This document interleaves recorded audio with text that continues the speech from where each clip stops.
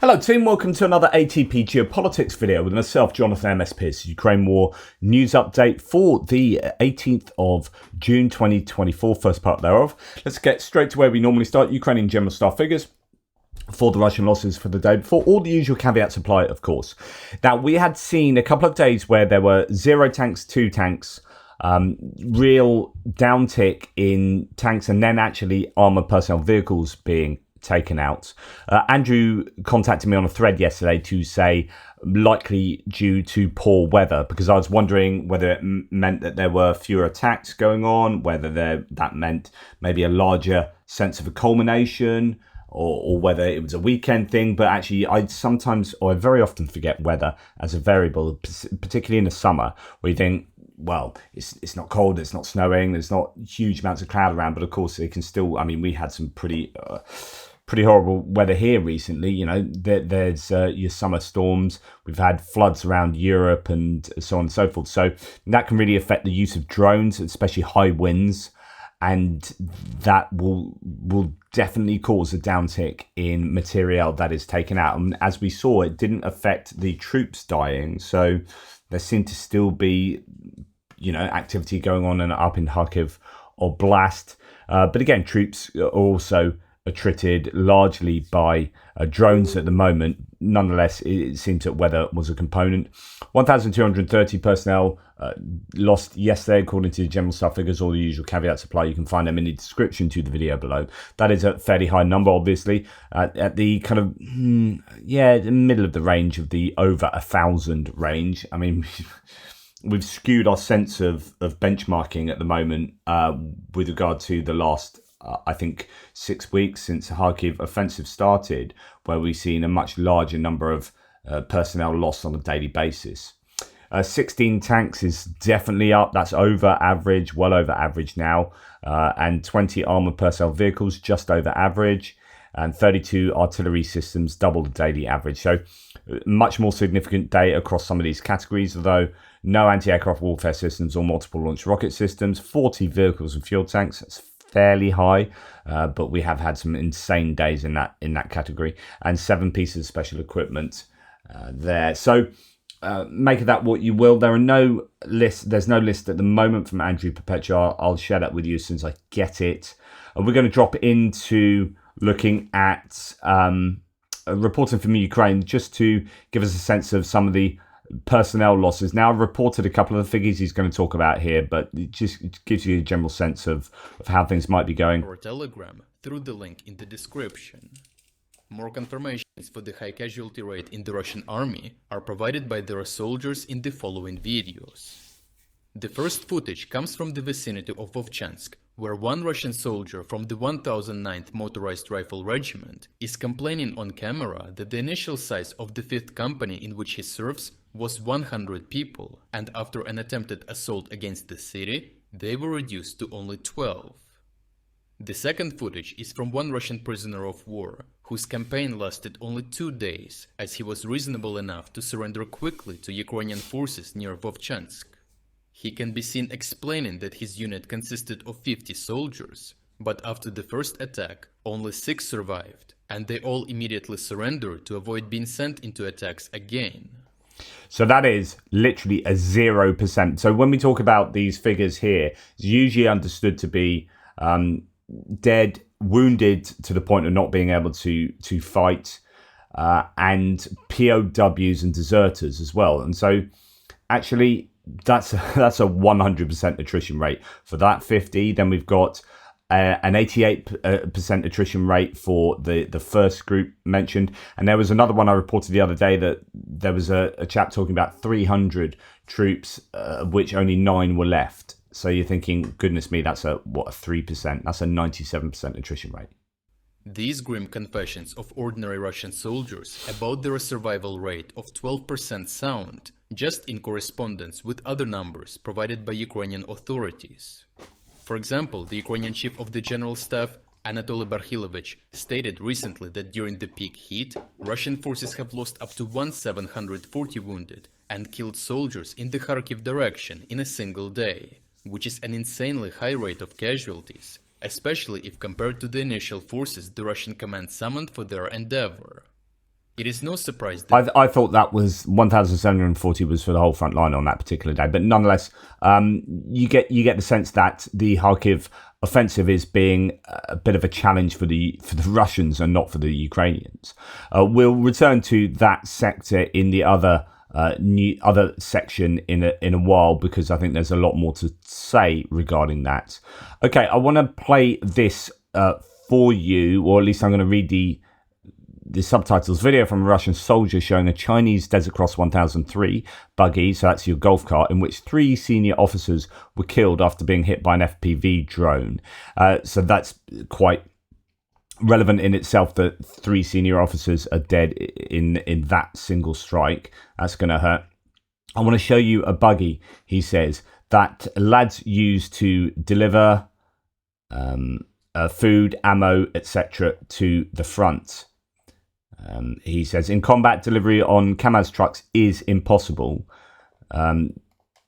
which is something I've talked about before. The larger military trucks, they just don't seem to be using as much anymore. Is it because they don't have any left, or is it because they're suboptimal given the amount of drones? He says, same as other vehicles, anything large will be burned. So he's talking about it being too large to escape observation and therefore being hit by drones. Just on the first day of the offensive, they burned 6 of our BMP-2s. So we don't drive Kamazes there for now. Even the UAZ burn like matches. So we use these buggies to deliver. In this specific buggy, he says, 3 officers died, 2 from our battalion, 1 from regiment command. It's all pierced through, and he shows, the shrapnel damage to the buggy and whatnot. So, interesting observation there from a Russian. Now, in terms of hitting air defense systems, I was talking with Greg last night on the stream. There's so much I wanted to talk about. It went on for almost 2 hours. My head was brimming with stuff and the brilliant questions we didn't get to discuss. So, thanks to people for submitting those. But yeah, this idea that it's so significant that the Russians have lost the number of air defense systems that they have. Ukraine hits 15 air defense systems in occupied Crimea alone over the past 2 months, according to the military. Goodness me, words. According to the statement, the Ukrainian military hits several S-300, S-350 and S-400 air defense systems. That is incredible. I mean, the value of that stuff, not just in terms of replacement, monetary value, but the functional value it gives, renders, I think, Crimea insanely vulnerable at the moment. And the Russians know that.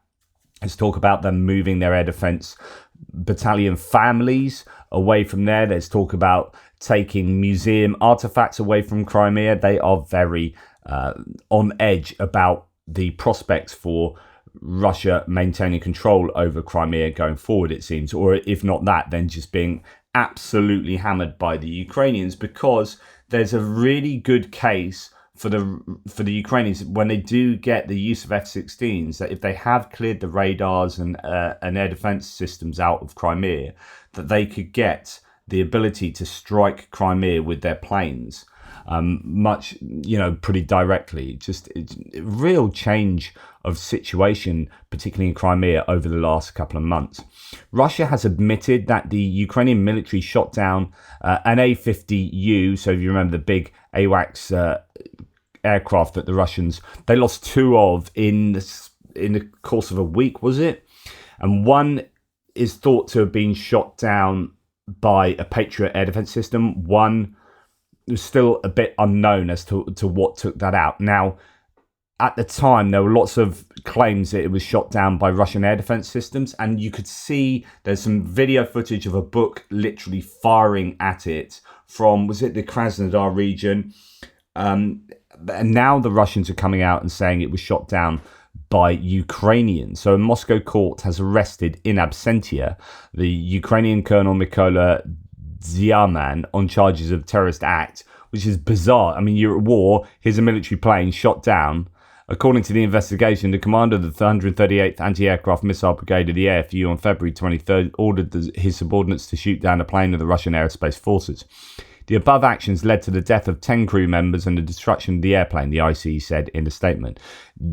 Ziaman was put on the federal wanted list. The A-50U is a modernised version of the A-50 reconnaissance aircraft. Its cost exceeds $300 million. The equipment on such planes can simultaneously track several dozen targets on sky and on the ground. This was the second reconnaissance plane that was shot down by the AFU. The first one was shot down in mid-January over the Sea of Azov. Actually, that was the one I was thinking about, the Sea of Azov. So this might be the other one then that was supposedly was actually shot down by the Patriot. Or at least that's the indication now that was possibly confirmed by the American Air Defense officer Clemente the other day, who said that they were starting to use these ambush tactics to shoot down planes, including this A-50. So that's evidently the one they're talking about. Well, John Ridge here says, very amusing to see Russia explicitly claim that Ukraine destroyed the A-50U on February 23rd, while video of the incident fairly conclusively shows either a Russian book or S-300P, S-400 firing at the A-50U. So I don't know if there's confusion about which A-50 they're talking about here, but the whole point that you're going to take to court an enemy military officer for doing, or military man for doing their job of like destroying enemy materiel, it's just really bizarre. Don't know what's going on with the Russians there. Now here we've got some footage of a MiG taking down an Orlan 10, and this is again your asymmetry of cost here, where you've got a MiG up and flying to shooting off what's presumably a pretty expensive missile to shoot down an Orlan 10, which is a relatively cheap reconnaissance drone. But then it's, of course, the opportunity cost of not shooting that drone down. What's it spotting for? Does it spot for a Ukrainian airplane for an Iskander missile to hit an airbase or an S-300 system? So you've got to make sure these reconnaissance drones are taken out of the sky. It's absolutely essential.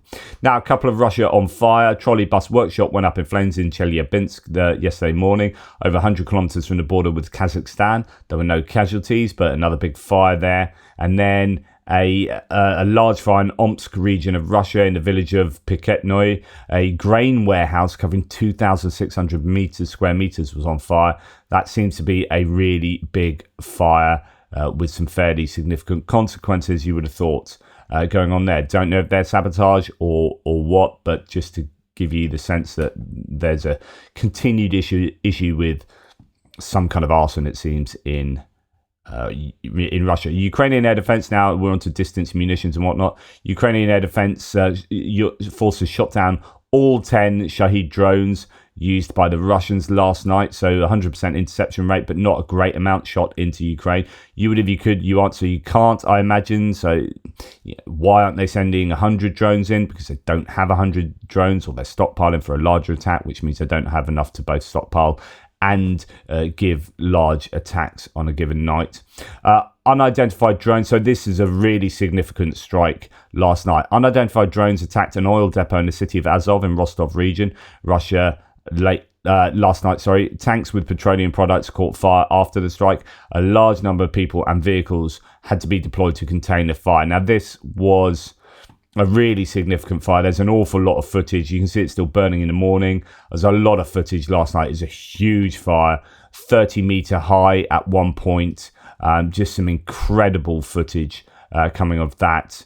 Just burning, big issue there. I don't know how widespread the damage is, whether it's just a one of those. Well, it looks like it would be more than one of those fuel tanks there. But yeah, it is a significant blaze that was started. Some people talking about how it was a methanol producing facility or storing. I'm not 100% sure. A lot of people saying oil depot. So anyway, some kind of depot was struck. Aside from that, Telegram channel Crimean Wind reports other attacks on oil infrastructure in Krasnodar, Russia last night. Based on the chats, the oil depot in Temryuk was attacked, as well as Chuska transshipment infrastructure. It's, however, unclear if it is the same or two different attacks. So you expect more footage to come out. That's near the Kerch Bridge, potentially. And then Tim White saying that 70 kilometers from the Crimean Bridge, another attack on the Temryuk oil depot in Krasnodar. Locals say Neptune missiles were used. The terminals used for shipping petroleum and chemical products of Ukhneftekim's transit. A fire and pipeline damage are reported. No photos are out yet, though. I'll check at the end of the video if there's anything new concerning these. So some significant strikes by the Ukrainians, damaging the Russian hydrocarbon industry and infrastructure there, which is going to be incredibly significant. Right, I said we're going to return to talk about the Kharkiv Oblast and sector just for a wee while. Kyiv Independent reports that Ukraine is gradually pushing Russian troops out of Kharkiv Oblast, according to Zelensky. So he said in his evening address last night. Moscow launched a new offensive on May the 10th, where it reportedly managed to advance as far as 10 kilometers after Ukraine halted the advance at the first line of defense. Quote, our forces are gradually pushing Russian troops out of Kharkiv Oblast, and I thank every warrior and every unit for this, who are clearly fulfilling their tasks, including those who are also replenishing our prisoner exchange fund with Russian soldiers, he said. Zelensky said after receiving reports from military command. This gives you an indication that they are taking quite a few prisoners up there. There was talk about 30 on one instance, 60 in another instance, and then others dotted around here and there. So it could be fairly significant numbers of troops that are being captured. As we just heard from reporting from Ukraine, there was a group that had 50, 6 had survived and all 6 surrendered because, what's the point? During a single month of the offensive in the northeastern Oblast, Russian forces have suffered around 4,000 troops killed or injured, according to the Ukrainian military. So they started with 50,000, 4,000 troops killed or injured. A number have surrendered. Of course, when you talk about 50,000 troops, you never quite know whether they're combat troops entirely, or 50,000 troops is like 10,000 logistics, 10,000 something, end up with only 10,000 combat troops. And if 4,000 of those are killed or injured, then that makes a very big difference to 50,000 and 4,000 killed or injured. Anyway, I don't know. I'm just throwing some numbers out there. Russia still controls a handful of villages on 2 separate axes in Kharkiv Oblast, one near Lipsy village and the other near the embattled town of Vovchansk. Ukrainian troops repelled 10 Russian attacks in Vovchansk as of the evening of June the 17th. Ukraine's general staff said fighting continues in 4 locations. ISW reports that Russians are transferring forces from Donetsk Oblast to Kharkiv Oblast, so it's going so badly. And this is really ironic, isn't it, where one of the supposed objectives for attacking in Kharkiv is to draw the Ukrainian forces away from the frontline areas, such as in Donetsk. And it's gone so badly that the Russians are forced to move troops from the Donetsk Oblast to Kharkiv. Now, wouldn't it be ironic if the Ukrainians were able to attack as a result of this offensive by the Russians in Kharkiv to alleviate the front line so they can attack better in Donetsk? You have a situation where the Ukrainians are able to attack better in Donetsk because the Russians have committed some kind of military harakiri. Incredible. A Ukrainian military official, Kharkiv Group of Forces spokesperson, said yesterday that Russian forces redeployed elements of the 155th Naval Infantry Brigade. This was once a crack Marines unit that was fighting in Vuhledar, got absolutely hammered there so many times. There are claims it's been reconstituted 9 times, definitely reconstituted 3 times. It's been, I think, fully diluted now to the point that it's not an elite bunch of troops. And they've had an absolute rinsing a number of times. And the 18th Motorized Rifle Division to the Lipsy direction, so that's the leftmost one of the 2 salients that the Russians are attacking in. It's the one that's directly north of Kharkiv that they want to have success in because it gets them close enough to Kharkiv to use artillery. But they've been pushed out of there. In fact, they're getting pushed back as we speak to replace units that have lost their combat capabilities. According to the ISW, a Russian source recently claimed that the elements of 155th were operating also near Vovchansk. According to the ISW, the reported operation of these elements of the Vovchansk area indicates a possible redeployment from the Donetsk direction to the Kharkiv direction to, quote, bolster the Russian grouping in Kharkiv Oblast. Quote, Russian forces have been bringing additional military units to support the Vovchansk direction since about the 12th to 13th of June. Wow, so you got 50,000 troops that have done so badly that you need more. That you need more than that in order to advance in some small villages and a town that should technically be a lot easier to take than they're showing. No reports this morning, in addition to our previous reports regarding Kliobike. So that is the village north of Lipsy that the Russians, well, Lipsy is that one I was talking about. They want to come down south to get closer to Kharkiv. Well, instead, more Ukrainian sources now confirm that Ukrainian forces, the 13th Brigade Katia and the 92nd Brigade, are advancing inside the settlement, cleaning up more and more houses and streets. So on the other hand, it looks like the Ukrainians are pushing the Russians back there. And then War Translated says how quickly the tasks of not only the special operation as a whole change, but also the smaller Russian military operations. Now, the maximum task is not the capture of Kharkiv and the creation of a sanitary zone, but only the capture of Vovchansk and Lipsy, according to propagandists. So this is a propagandist saying, a Russian propagandist, on the Kharkiv front, the situation is steadily tense and there are heavy oncoming battles. The enemy pulled out many combat-ready troop units to the Vovchansk and Lipsy sectors to stop the advance of our troops. They partially succeeded at this stage. We have not yet completed the maximum task, taking Vovchansk and Lipsy. So that is now how a Russian propagandist sees a maximum task. So the furthest we were ever expecting to get here, the most we were expecting, is the small village just north of Kharkiv and the small town just south of the border. Like all of these other ideas, and there were claims that they found plans to show that they were going to advance much further south than that, blah, blah, blah. All that's obviously nonsense, because the maximum that the Russians were ever going to aim for was just Lipsy and Vovchansk.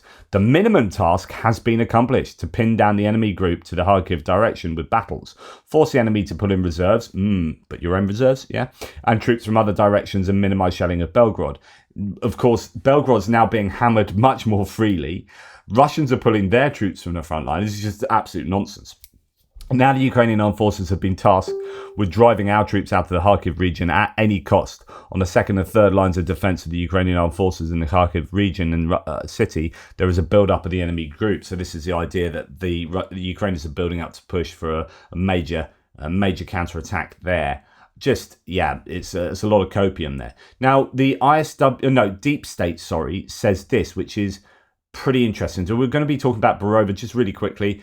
Thanks to JR, who did a massive amount of mapping. This, I can't tell you how long, well, this took him 2 hours to do. And honestly, just thanks, JR. And there's so many pins that I didn't get to talk about on the mapping last night. But we're just going to pop in to give you an explanation about what's going on. This is the claim about Borova. And if you remember, there was this Novoherivka area around here. I'm pretty sure that was there. Oh, no, there we are. So we have Serhivka, Nadia, Novoherivka there. They pushed a load. The Russians took a load of land quite quickly. About, I don't know, was it 6 months ago now? I don't know. And then the Ukrainians gradually pushed them back a bit and it petered out. And then you've had this attack near Stelmakivka as well, just to the southwest of Kolomyachivka. Anyway, the idea was that they were supposed to be going towards Borova on the Oskil River, right? So the Oskil River goes all the way up here, and Borova was the intention back here, but it just petered out really quickly, and you're thinking, okay, was that it? Well, anyway, Deep State is now saying that Russian forces have built up significant military strength to attack Borova from Ryarodka and Novovodyanye, two of the places just where we're talking about. Approximately 10,000 personnel and 450 pieces of heavy equipment, including 200 artillery systems, have been amassed. The 3rd Brigade is currently defending against these forces. Last year, Russia also tried to attack in this area, but at some point they halted operations without achieving success, which is what I was talking about. Now, if I was wondering whether Russia have culminated or whether they've got something up their sleeves for some much larger Russian counterattack in the summer, attack in the summer, this could be it. But you're kind of thinking, well, if you've got 10,000 troops there, and you had 50,000 troops up here and you failed up here, 10,000 troops and that kind of equipment to get how far? I mean, we're talking 22 kilometers, and 50,000 troops managed less than 10 kilometers in this area, and have had huge attrition. So I don't know. Let me know what you think, but I don't fancy the Russian chances, and I don't know. They just seem to be. This could work, but I'm assuming they're going to have a lot of attrition when you've got HIMARS acting on you, when you've got the hammer bombs being able to be utilized now by the Ukrainians.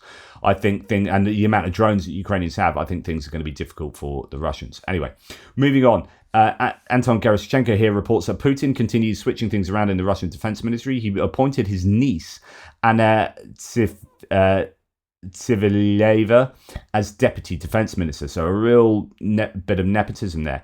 This might be a way for him to have more control over the ministry, or a way to help a family member out, or just following Ramzan Kadyrov, who appoints his own family as a way to ensure legacy. Now, and the sort of thing you do when you start getting ill and thinking about your own mortality. Maybe, I don't know, is that something to consider with Putin? Now, Daily Telegraph, Ivana Stradner here says, Putin sacks 4 deputy defense ministers and appoints a relative. Purge of... So this is being seen more by Stradner as a purge of officials in charge of a botched Ukrainian invasion. And that purge continues as the Russian leader looks to put more trust in children of close associates. So that is, one way of seeing it. And it's again, the question is this what you'd expect if things were going well for Russia? Is this a sign of success? Is this a sign of a competent military that is doing that is achieving its objectives, and all things are going well? No, I don't think it is. Right, polling from KMIS among Ukrainians: should Zelensky be president until the end of the war? 70% say yes, 22% say no, and 8% are undecided. I think that's pretty positive, all things considered. That is a very good. I think majority for Zelensky, 70%, and I would agree with that. I think don't change horses in the middle of crossing a river. I think it would be too dangerous. I had a whole video on whether Ukraine should hold democratic elections in the middle of a war. Please go and check that out. I think it was a live one, so I did it live. Check on my live tab. It's a kind of evergreen video, so it's not that it's because I recorded it 3 weeks ago or whatever. It's now not worth watching. That one should be relevant now as relevant now as it was then. Igor Shushko. Now, this is not apropos to anything particularly in this war, but it is concerning Russian submarine, and I don't know if this is reflective of something. So the Russian submarine. So just the background is that a number of Russian naval vessels, their naval ships had arrived in Cuba. So perfect opportunity for a Russian frigate and submarine to defect to the United States. They're just 100 miles from Key West in Havana right now. Well, looking at the Russian submarine, it's interesting. Sushko says the Russian submarine started falling apart during its trek to Cuba. Will it make it back to Russia? I say declaring an emergency and heading to a port a few hours away in Florida to defect is the best course of action. I don't know. It's not looking good.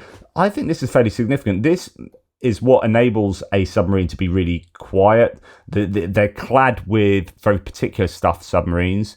But to see a submarine with these elements of its covering missing and all looks like a rusting hulk underneath, it's not a good look. It really isn't a good look. So anyway, just thought that might be reflective of Russia as a whole. It's kind of metaphorical. Anyway, thank you for watching. Please like, subscribe, and share. Really appreciate your support. Thanks for checking out the live stream last night. For those who did, with Greg, we had a great chat. And yeah, I'll speak to you soon.